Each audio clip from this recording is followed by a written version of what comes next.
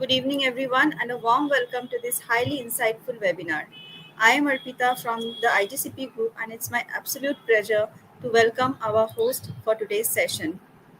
None other than very known to everyone, Dr. Sharda Jain ma'am, who has extensive teaching background in gynae and obstetrics and has contributed to the training of numerous medical professionals. She served as the Secretary General of Delhi Gynecologist Forum and is the chairman of the North India Gynecologist Forum. She is an expert on the ethical committee of the NMC for the last 6 years. So, ma'am, with this very brief introduction of yours, I would now request you to take the stage. Over to you, ma'am. At the outset, thank you very much, Matt Talks. And as the logo of your platform is to discover, learn, and discuss. So I think, we are very happy uh, to do this public awareness series, and we're extremely happy to the audience who are listening to us that they have liked our program, which we have just started a month back. And today, I just wish to re-emphasize again that on the YouTube, 98% of the material related to health comes from the non-doctors. And it's my request to the doctors who are listening me that please come on the platform, give evidence-based information to the public, which is useful to them. So today we are going to talk on infertility, and more so endometriosis associated infertility. As you all know, that infertility affects every sixth couple. The WHO says the incidence is around 17 to 18%, and it is failure to conceive after 12 months of unprotected but regular intercourse. And uh, uh, we feel that, as a fraternity of specialists, the workup of these patients who come to us for infertility workup, it should be affordable, and we must impart high quality fertility care to these people, and this is only possible if we continuously update ourselves. So it's a pleasure of mine to introduce the experts.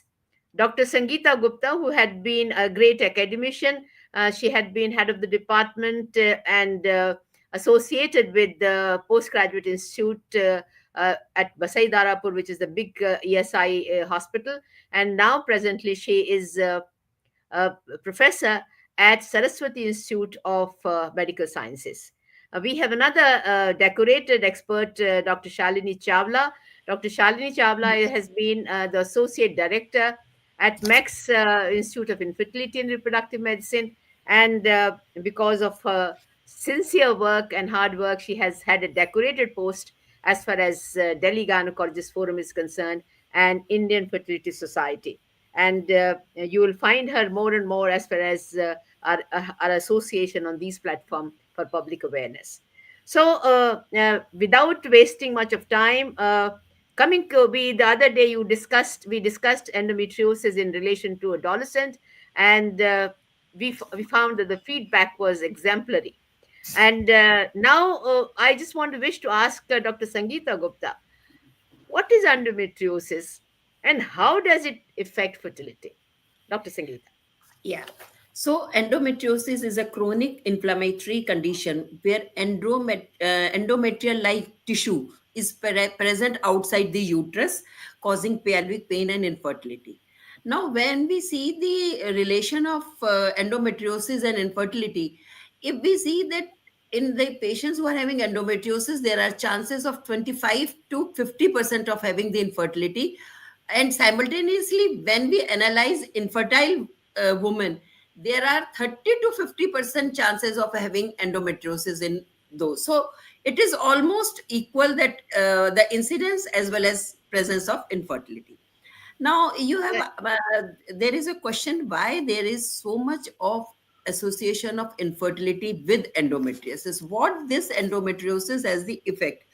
So it endometriosis, as we know, is the deposition of implants, presence of adhesions, presence of deep implants, the and presence of inflammatory fluid in the uterine cavity as well as abdominal cavity. So these all things, they hamper the fertility by distorting pelvic anatomy. Whenever there are adhesions, they distort the tubal, peritoneal, and tubo-ovarian relation, which which hampers the ovum pickup and the process of fertilization. There is a chronic inflammation. This chronic inflammation causes the resistance in the uterus, that is known as uterine resistance towards the progesterone receptors. So this causes difficulty in implantation. Okay, so then there is by the presence of Doctor, you've muted yourself. Dr. Sangeeta, you've muted yourself. there is a decline with the presence of ovarian endometriomas. There is decline in ovarian reserve. So per se, all these things, they cause infertility in a woman who is having endometriosis. Yes. I think we remember our days when we were in doing a post graduation. Hardly we used to see endometriosis, but now this is talk of the town. Madam has just now said, but the overall incidence in the public is around 10%. But when it comes to infertility, the incidence is much, much more. Uh, Dr. Sangeeta, Dr. Shalini, I just wish to know you. Does the does endometriosis cause they have the decrease ovarian reserve, and does it cause repeated implantation failure? Yes, certainly, ma'am, because endometriosis, as Dr. Sangeeta also said, it's a chronic inflammatory condition. Now, Yes. because of this chronic inflammatory condition, the ovarian reserve tends to decrease. There's a chronic endometritis also. The uterine receptivity also decreases. So, all these factors, it does lead to decreased implantation rate, and maybe there is increased incidence of recurrent implantation failure also. The oocyte quality also decreases to some extent when a girl has endometriosis. Great. I think you have given a very clear picture why there is a infertility problem much more in endometriosis. Now, Yeah. before we get on to infertility, there is another term which is called deep infiltrative endometriosis.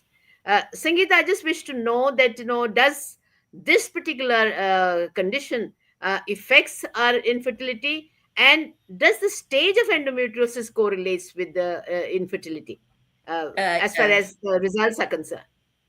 Now, ma'am, when we talk of deep infiltrating endometriosis, the first and foremost cause of in these patients of infertility is dyspareunia, because these patients, they have lots of pain during intercourse, which itself causes infertility. But these deep this thing, they call the adhesions, because of these deep implants and the presence of adhesions, they distort the anatomy and cause infertility. So deep infiltrating implants and the stage of disease, mild to moderate, the disease may there is infertility, but there are more chances of having infertility in severe, that is severe and advanced diseases, where there are much more adhesions and much more damage to the ovary and tubes. Dr. Shalini, you are a great IVF and infertility expert. When should an infertile woman be screened for endometriosis when she comes to you for a child? Yes. So when a patient with endometriosis comes for a fertility treatment, these patients, they give a very typical history. Usually, we say there is a triad of, they usually get painful periods, which we call it as a dysmenorrhea. Now, this pain could be cyclical, or this pain could remain throughout the menstrual cycle also. So, cyclical pain or acyclical pain, they have a very typical history. They give, as Dr. Sangeeta very rightly said, that they have dyspareunia, they have very painful sexual intercourse, and they have infertility. Now, the causes of infertility, me and Dr. Sangeeta highlighted it very well, that they cause decrease ovarian reserve because of dyspareunia. They are not able to have sexual intercourse because of the adhesions. The anatomy is distorted. The tubo relationship is distorted. Hence, there is a delay in conceiving. So, as soon as these patients come, The main dilemma and the main why we as doctors at as IVF specialists are worried, because in endometriosis the ovarian reserve tends to decrease. Now the ovarian reserve tends to decrease, two main reasons. Once, because it is an inflammatory condition, and if we have to take the patient, suppose the patient has so much of pain every time, then laparoscopy is the answer, where we correct the anatomy, and where if we try to remove the ovarian endometrioma, however a good surgeon may be, a part of the ovary tends to come out with the ovarian cyst, and it decreases the ovarian reserve. So that is the main dilemma with us as fertility specialists, where we want that as soon as the patient of endometriosis comes, we do guide them that plan early, conceive early. And in fact, these days young girls are coming with endometriosis, so we are guiding them that they can go for fertility preservation to preserve their ovarian reserve.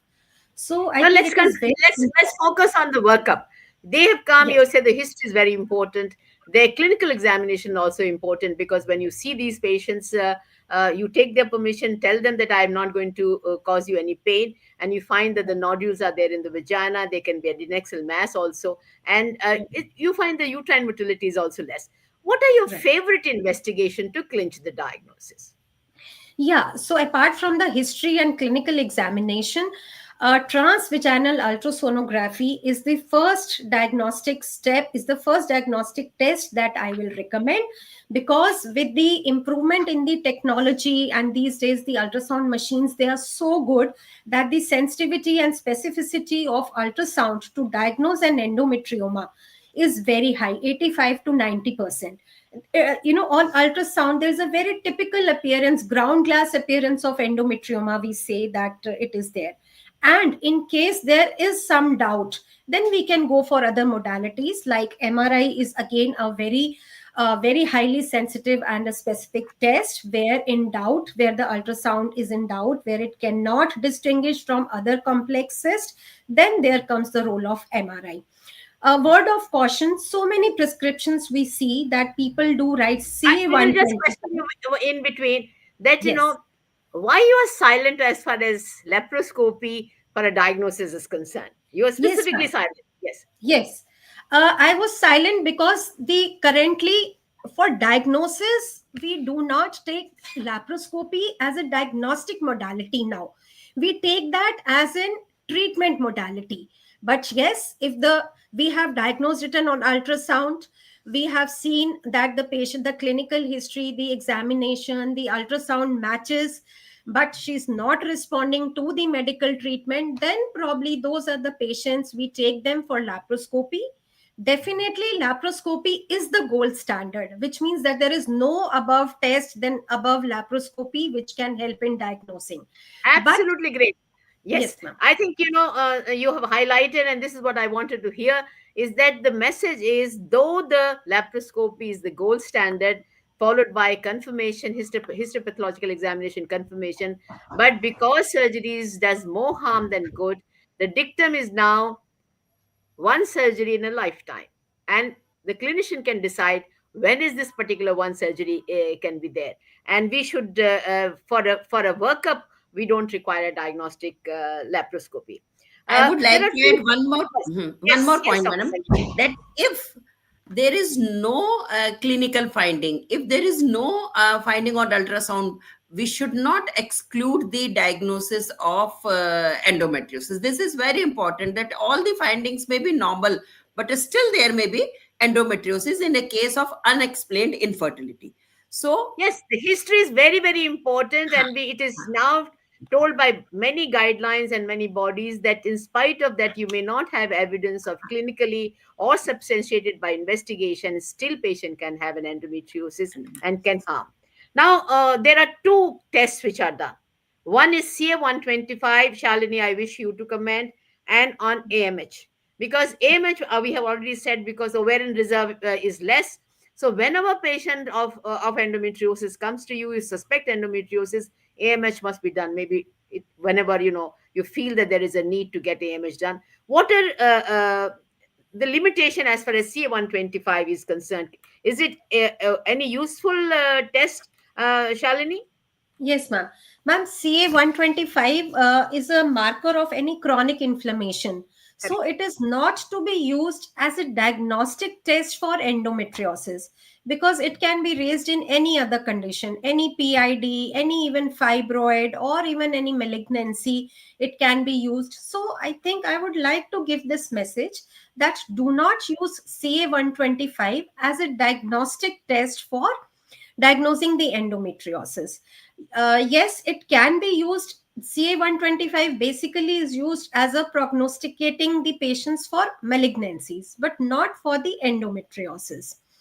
And Dr. yeah, Yes, Dr. Sangeeta, there is, I was reading about it. There is a test which is called BCL6, which is a immunochemistry test not available in our country. What is this particular test? You just Well, tell this is a everyone. test which is done abroad, and it tells us about the progesterone resistance. So, what we do? We do the endometrial biopsy of the patient, and in the endometrial biopsy, then we estimate the level of BCL6. So, higher the level of BCL6 shows the uterine resistance towards progesterone. So, it is a very good, minimally invasive. All the tests can be divided into non-invasive test or invasive. Laparoscopy is the invasive diagnostic test, ultrasound, MRI, non-invasive diagnostic test, and this comes in between is the minimally invasive diagnostic test. So I think once we are having this test, it will be much easier to differentiate between other chronic uterine conditions and endometriosis. So Now, we hmm, wait and see, when this particular test comes. Let's straight away come on, the management part of it. Whenever a patient of endometriosis associated infertility reaches a doctor, the people who are not infertility experts have a knee jerk reaction for medical treatment. Dr. Shalini, I want you wish to comment. They have a tendency to put these patients on OCP for 6 to 8 weeks, or they have a tendency to put them on a Dynogest for 2 to 3 months. What do you have to say? yes. So, endometriosis basically there are two spectrums. One is the pain associated, and the another is the infertility. Now, for the infertility, we do not recommend these medical treatment because the medical treatment consists of either giving oral contraceptive pills or consists of giving progesterones in either form, Dynogest, Mirena, this thing, intramuscular injections of progesterones. So in a way we are doing the reverse. On one hand the patient wants to conceive, on the other hand we are doing the reverse, we are giving contraceptives to the patient. So while these patients are contraceptives, how can a patient conceive? So these patients should not be given these kind of treatment, and they should be promoted, they should be encouraged to go in for the infertility treatment as early as possible, because with worsening as the duration progresses, the adhesions, the inflammation, they all these things, it progresses, it leads to worsening. From stage 1 it can progress to stage 3 and stage 4. We don't want Thank you, to Shalini. reach I to think that stage. you made the things very clear. There are two things. One is Yes, pain, another is infertility. And right, these trains go in a different direction. Pain true, train goes to Amritsar, while the infertility treatment train goes to Agra. So I think, the treatment true. is totally different. So you must ask her, is pain Yeah, bothering you or is mm, infertility bothering you? If is yeah, infertility bothering is, medical treatment has no role. no role, true. No role. Now, Dr. Sangeeta, we normally, when we do surgery, when the patient is not come to us for infertility, we do a surgery for endometriosis, and we invariably put them on medical treatment after the surgery. What do you have to say as far as infertility patients are concerned, Sangeeta? so medical treatment after surgery, that is in a post-operative period, has no role in a patient who has been operated for infertility. I mean, or the patient is desirous of infertility, of fertility or conception. There is no role. No role. First 6 months is the golden period to conceive because the milieu has changed. There are maximum chances of conception after surgery in an infertile woman because of endometriosis in first 6 months. So there is no role of post-operative medical treatment or medical supplementation of OCZs or these type of pills in these patients. Now let's come to, ordinary doctors are, disturbed about as for the surgery thing is concerned. So I will just ask you, what is the role of surgery as far as infertility is concerned, Dr. Shalini?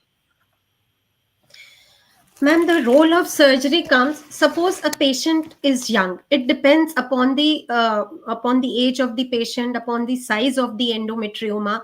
Suppose she comes with this very severe pain. Her life is matlab incapacitated because of the pain. I agree. She is keen to conceive also, and she's a large endometrioma, more than 6 centimeters, 7 centimeters, sitting there. So we have to give it as a holistic approach, holistic management to the patient. We don't want, because she will not be able to conceive if she's the entire month she's suffering in pain.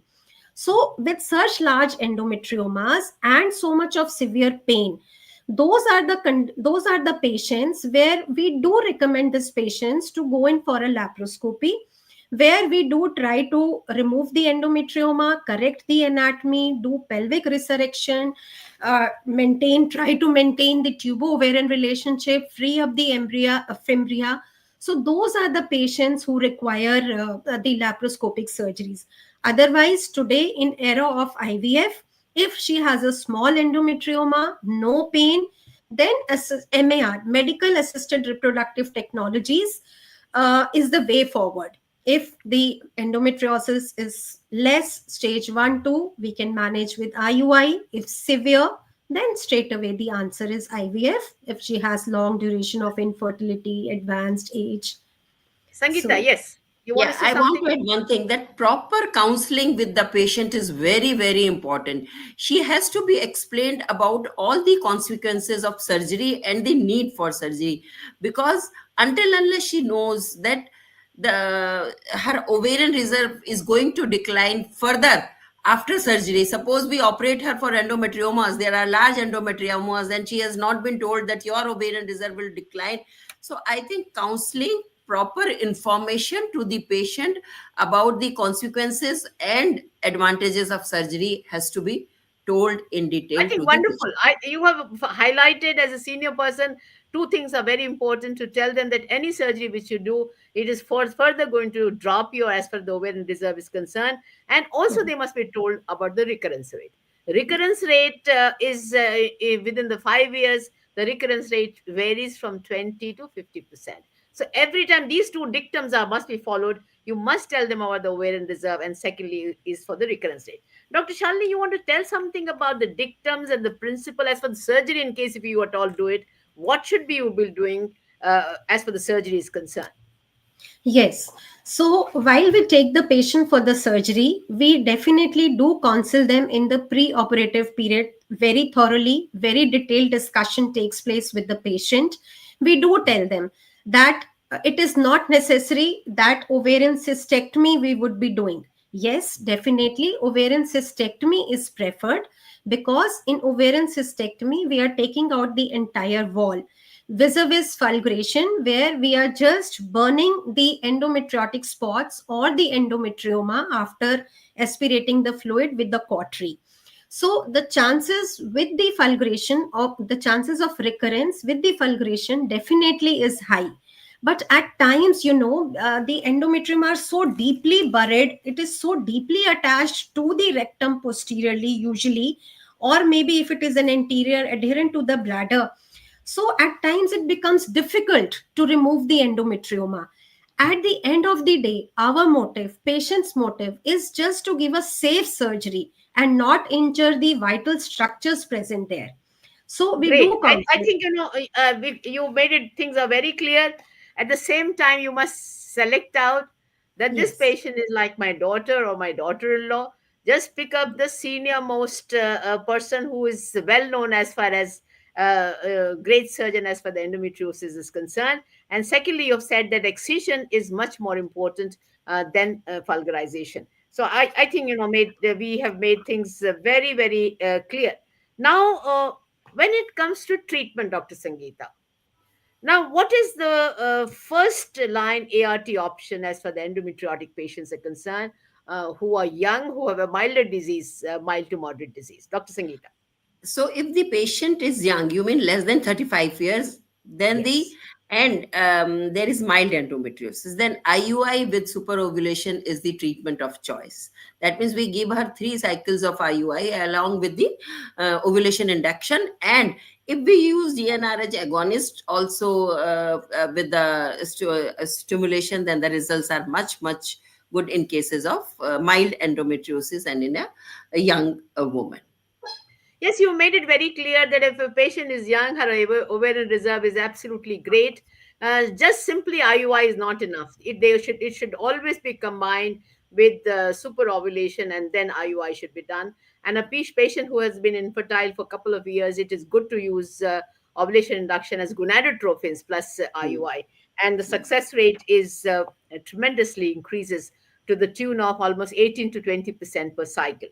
So this is great. Which are the cases where IVF is preferred, Dr. Shalini? Yes, ma'am. So, if a patient has long infertility, the patient age, when there is an advanced maternal age, she is beyond 35, maybe she is 37, 38, long duration of marriage, and the ovarian reserve is also borderline, and she has tried naturally, she has tried IUI, and naturally also she is not conceived, then those are the patients we encourage them to go for an IVF, because at the end of the day IVF certainly gives better results in these kind of patients. And But as you know, suppose there is IVF an is, associated male factor, then that further prompts us these patients to take them up for IVF, or tubal factor, yes. maybe the tubes are blocked. So it's a holistic approach that we take for these patients, ma'am. I think you have very beautifully summarized that age is important, duration of infertility is important, ovarian reserve is important, and you also showed that any associated factor like male factor, tubal factor, all and a previous surgery, all these factors decide about the success of IVF in such patients. Now, how this IVF is different in endometriosis than Yes. other cases like Yes. unexplained infertility or for male infertility, how it is different, Shalini? Yeah. So patients with the IVF, the stimulation protocols earlier, till many many years, it used to be that take these patients for the long protocol where the GnRH agonists are given for maybe like 2 cycles or 3 months.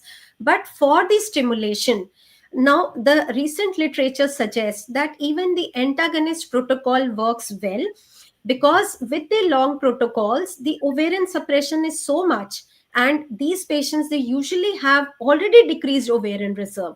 So even these days the IVF, all specialists they prefer antagonist protocol even in the endometriotic So patients. let me sum up what Dr. Shalini wants to say, that the Yes. when the reserve is less, you do give them an antac protocol, freeze all the embryos, and then give them a long protocol of agonist, and you Yeah. find all the inflammatory cytokinins will come down, and the Yeah. pregnancy results jumps up by 3 to 4 fold.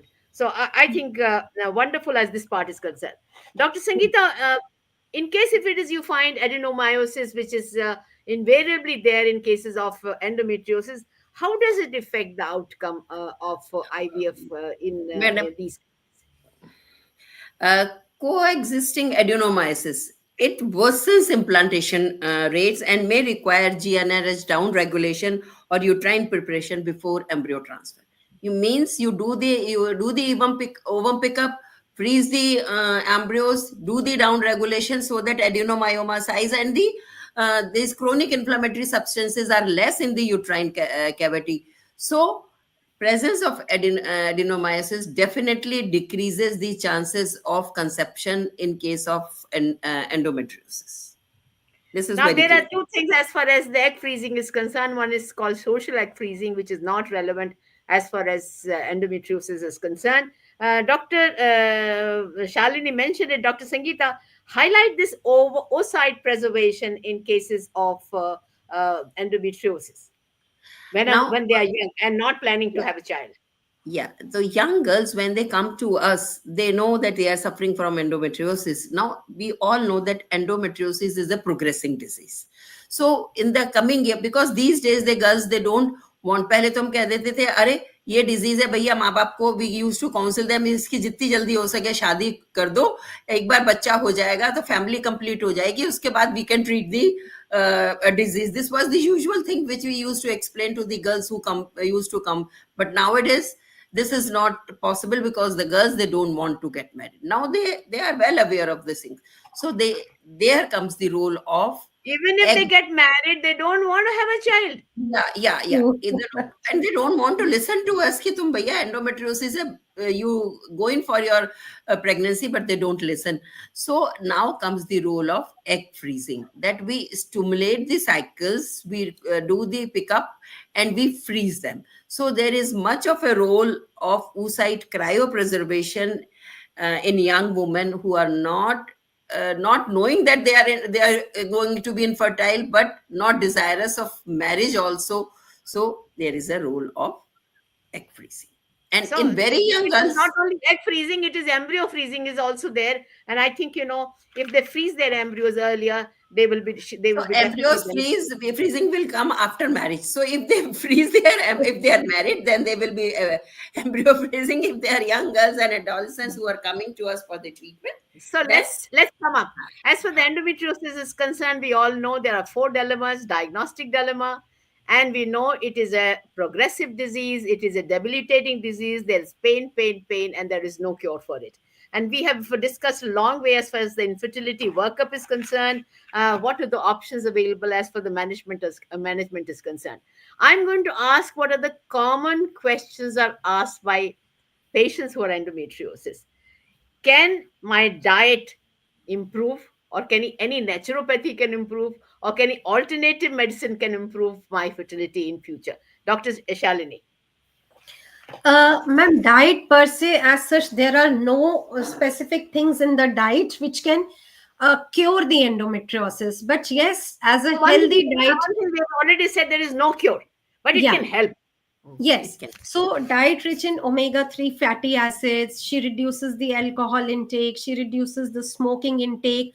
So, overall, a holistic and a better healthy and a nutritious diet definitely will help in overcoming the symptoms, in reducing the progression of the endometriosis.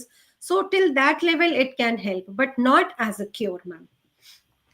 Dr. Sangeeta, you are older than Dr. Shalini. What do you have to comment as far the alcohol and the smoking is concerned, who comes for infertility treatment?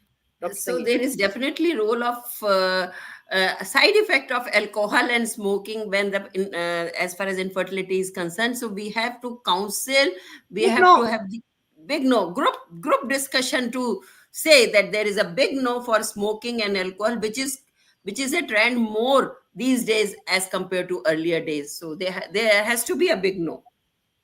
Now, what about acupuncture and the weight loss? Dr. Sangeeta. Does weight loss Acupuncture, improve the fertility? And does yes. acupuncture in any way helps her out?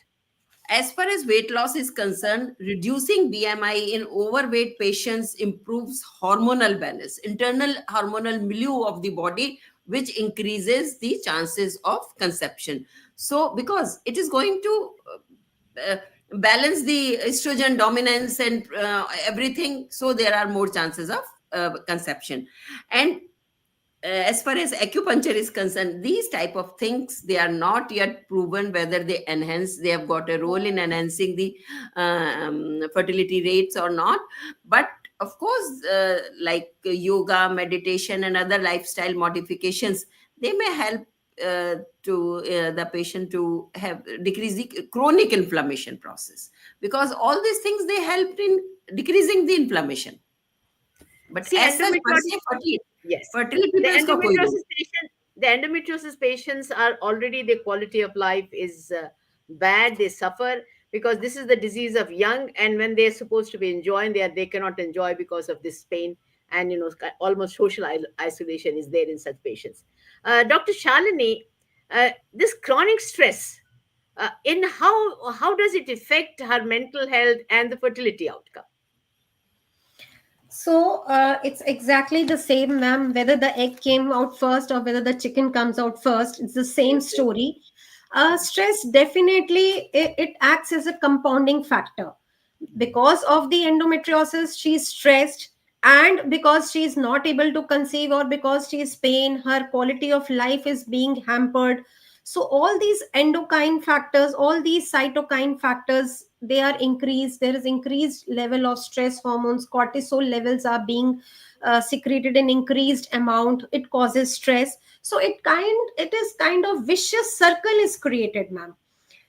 Increased stress, increased production of hormones, imbalance of hormones, then imbalance of hormones, increased estrogen production, increased endometriosis, which further leads to stress. So kind of patient goes circle circle, vicious circle is being So created with the this. so the dictum must be there that we must counsel them well. Yeah. If you are going to be stressed out, you have to teach them, stress buster exercises. At the same Yeah. time, we have to tell them that look, if you are stressed, your success rate will be halved. If you're positive and you take in a very positive rate, the success will double. Now, this lady has become pregnant. It is usually thought among the doctor community as well as in the family that एक बार pregnancy हो जाए बे सारी problem खत्म हो गई. Dr. Right. Sangeeta, what you have to say? No, pregnancy cannot cure the disease. The disease reoccurs after pregnancy, because this is only for the time when the patient is pregnant. The menstruation is stopped and there is no endometriotic activity in the body. So once pregnancy finishes and the patient starts menstruating again, the disease recurs. So Yes. uh, uh, it's wrong to think that patient is going to get cure of So endometriosis. yes, pregnancy definitely gives them a very temporary relief because of the progesterone dominance. But we emphasized the other day, we are repeating again today, a good clinician who is managing endometriosis, and that woman as such should plan a long-term medical treatment. And after pregnancy, also she must be counseled. When the pregnancy is over, then you require a medical treatment. Otherwise, things are going to be bad in case if you want a future pregnancy. So this is one thing. I want you to emphasize again on the recurrence rate, that anything which is there, recurrence is bound to be there. If she has a periods, it is going to again going to have a peritoneal deposits, and the recurrence is bound to come back. Now I wish to know that there people want to know कि doctor साहब मेरी को complete cure कैसे होगा. So Shalini, what you have to say? Complete cure ma'am endometriosis का नहीं है.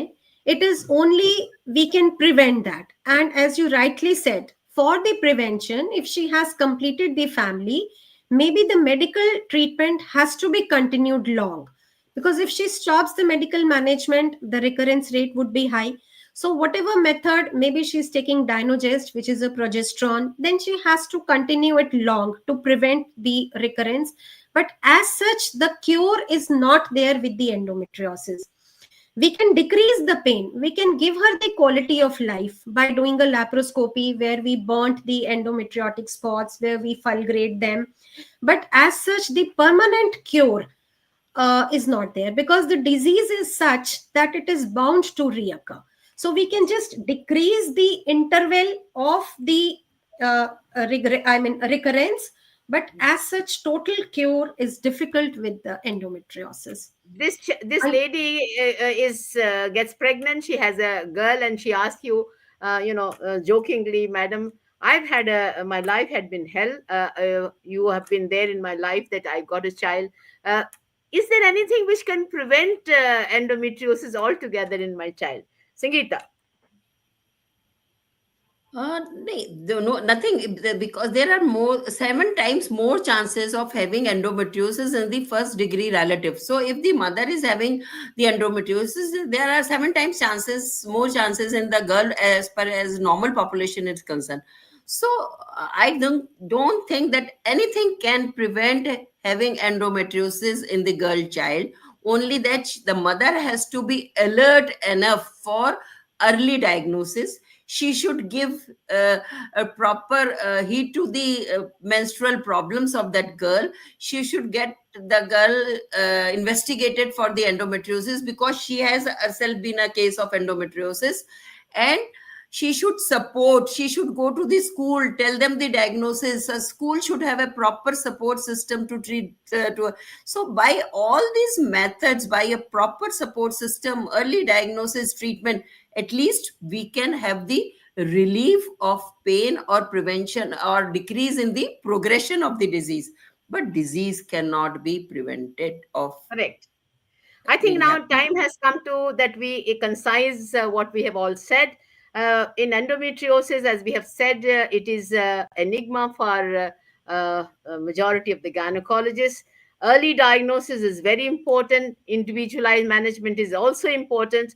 Fertility preservation must be advised to young girls and a young woman who are working or want to finish their career, and multidisciplinary approach is required. We also said that surgery has one surgery in a lifetime is the role, and medical management has no role prior to when she comes with the infertility or even after surgery in such patients. Dr. Sangeeta, I want you to sum up again. What is the primary medical treatment for these patients? Should the IUI be tried? And then Dr. Shalini is going to give her comments as far as the message goes. Dr. Sangeeta. So my message is endometriosis is manageable. We can take care of endometriosis. Yes. Infertility is not an inevitable consequence. It can be treated with awareness, with timely diagnosis, with multidisciplinary treatment, with seeking the expert help, with group discussions, group counselings.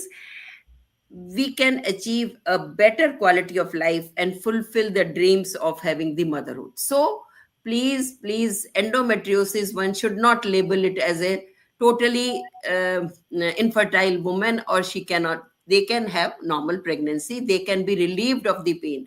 So this all has to be conveyed, awareness among doctors, among treating physicians, among nurses, family members, teachers.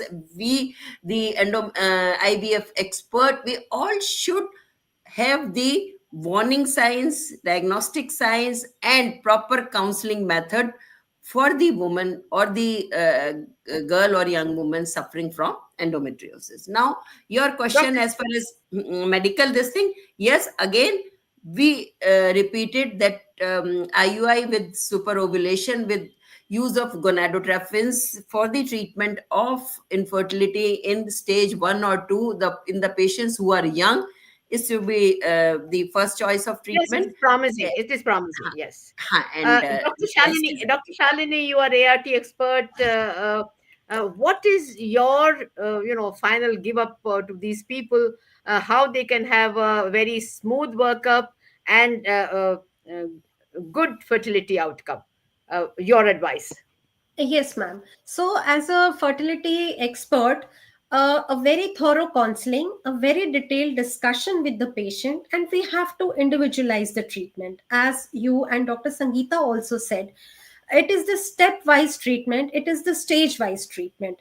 Superovulation with IUI definitely is promising in mild to moderate cases or minimal and mild cases. But if the disease is severe, as I said earlier, the ovarian reserve is less, many years of infertility, married for long, advanced age, male factor, tubal factor, then those are the patients we do counsel them for infertility. We do counsel them about the decreased ovarian reserve, which would be there while we are taking them up for IVF. We do counsel them about that there could be decrease in the implantation rate in the endometriosis because it's a chronic inflammatory condition. Then this a very good counseling. After that, then we decide the ovarian stimulation protocols, where ma'am you very clearly highlighted that we give the antagonist protocol, we freeze the embryos. While we are doing the embryo transfer, we give a long agonist protocol to cause the suppression of the inflammatory process and then take these patients for the embryo transfer. So my message to this forum, the people who are listening, the girls who are listening, the doctors who are listening, that because endometriosis certainly leads to decrease in the ovarian reserve, so counsel these patients for early fertility treatment before they fall in that category that their ovarian reserve goes so down that they have to take a donor. We don't want. We want to give biological child to a couple. So they should be counseled. We should be very supportive. We should not be discouraging these patients. We should not be scaring them. Oh, you are endometriosis. आपका तो pregnancy होगा ही नहीं. There Yes. are science is advanced, IVF is advanced, technology is advanced, results are far better with IVF now. So these should be counseled. We should be very empathic to these patients, and they should be motivated to conceive early. That's my message, ma'am. I think, a great wind up is there. Arpita, we will take up questions in case if they are there in the chat box. Arpita. Yes, ma'am. Thank you to all of you for the wonderful discussion that we were listening to. Now, let us see what are the questions that have come from our audience. So, I will read them out directly, ma'am. Ma'am, am I audible? Yes, Yeah, yes, Yes. you yes, are you are. audible, but some interference is there. Yes, yes, you are audible. Okay, okay, ma'am. Ma'am, the first question that has come is considering the increasing incidence of endometriosis, what key preventive measures can be recommended to women at risk, especially in their reproductive years? See, the question is, it has been very well highlighted that lifestyle changes happen. They are good if they are young and not planning an immediate marriage or immediate to have a child. They must have egg preservation or embryo preservation in case if they are married. So one thing is clear: there is nothing called preventive aspect as far as endometriosis is concerned. Yes. Right, ma'am. Thank you so much for answering it. Moving on to the next question. Ma'am, how does the management of endometriosis differ in patient undergoing IVF versus who are trying to conceive naturally? Dr. Shalini, you wish to Yes. say Yeah. something? Hmm. Yes, ma'am. So, patients who are keen to conceive naturally, I mean, I would say that the natural conception, once a patient has gone laparoscopy, we have corrected the anatomy, the chances to conceive naturally are very, very good. But yes, those are the patients where we are not taking them for a surgery and taking them right away for the IVF. The protocols are different, like we do the antag stimulation protocol, freeze, and then do the transfer with the long agonist protocol. Then these are the kind of patients who leave little extensive luteal support also, and once the pregnancy is beyond 3 months, then it is like any other pregnancy, like a natural pregnancy. So these I'll add on to I think yes, the desire to have a conception naturally is never ending. yes, We have to tell them that you can't go on and go on as far as the natural cycle is concerned. Very true. If you've Very tried true. it, if yes, you've tried it for 1 year, yes, 80%, 85% chance is there as you should have conceived. But in case that particular time is past, you give another year, you find that this is the time has come that you have to go for infertility workup and treatment. So you have to draw a line that this Yes, yes, far no problem. you You have to can't go draw. on and on. Yeah. Yeah. Any questions more? Yes, yes, ma'am. Ma'am, this question is to you, and it is, ma'am, given your role in the medical ethics and policy, how can healthcare professionals ensure that treatment options for endometriosis and infertility remain accessible and ethical in India? See, as let me be very frank with you, the government of India has bringing out guidelines. The Fox is bringing out guidelines. The only thing what we need to do is this kind of public awareness, and also we should see to it that the doctors abide with the guidelines. I think on that particular, it is possible. The intention should be made very clear both by the government as well as by the expert bodies like Foxy. Right, ma'am. One last query for today. That is, what are some misconceptions about endometriosis and infertility? I think you have already discussed, but still there's a question, and you believe need more awareness among patient and healthcare providers about the same. We have a very senior person, Dr. Sangeeta. Please answer. So the misconception of endometriosis and infertility is that first that you cannot means if they are well aware of the problem, they think that they cannot conceive. So we all have said that with the present availability of treatment, the ART procedures, the availability of egg or embryo freezing, there are much increased chances of having fertility management in endometriosis patient. And the second myth is that with acupuncture and with all these type of things, the disease can be cured. So one has to be very, very clear in mind that nothing can cure endometriosis. Endometriosis, the progression can be delayed, the recurrence interval can be delayed, but disease per se cannot be cured. So all the means कि ये इस doctor के पास चले जाओ ये दवाई, that doctor will give you the oral contraceptives for 3 4 5 months, or the any other person, not a doctor or any layman or whatever आप जाते. So To these cut all the myths story should be short, clear. to cut the हाँ. story short, I just wish to tell you is that Dr. Shalini highlighted the protocols have changed. Now it is a segmented IVF, and you find that FET cycles do much more. The results are much more improved after the revised protocols, which a majority of the people are following, and the results are very, very satisfactory. So I think the myth is that once you have infertility, you cannot have your own child. We have already put great breaks, like repeated surgery is not to be done when the patient wants a child. No medical treatment has to be given. Simple protocol and simple management strategies are there in front of you. Follow them up. You will definitely have a child. Remain positive. You will get it. Right, ma'am. Very important message. So, with that, I would like to conclude the session for today. But before that, I would like to thank our esteemed speakers, Dr. Sangeeta Gupta, ma'am, Dr. Shalini Chawla, ma'am, for sharing their invaluable insights on this very crucial topic. And special thanks to our host, Dr. Sharda Jan, ma'am, for leading such an enlightening discussion. So, thank you all, and special thanks to our listeners who have put all the questions, who have been remaining engaged in the sessions and making the sessions a successful one. So, thank you, everyone, and thanks to Yes. all our My speakers. message is only to all the people who are listening us, that in case if you have liked our past half a dozen public programs, please motivate your other friends also to join. We publicize it, this particular thing. They must join more and more, and come and hear from the horse's mouth, the doctors who are well known, well respected in the community. Thank you very much. Thank you. Right. Thank you. Thank you all. Thank you. Thank you, Arpita. Thank you, ma'am. Shadajan, ma'am, for Thank you giving so us Thank much, you. this ma'am. pleasure. Yes. Thank you for joining. Yeah. Thank you.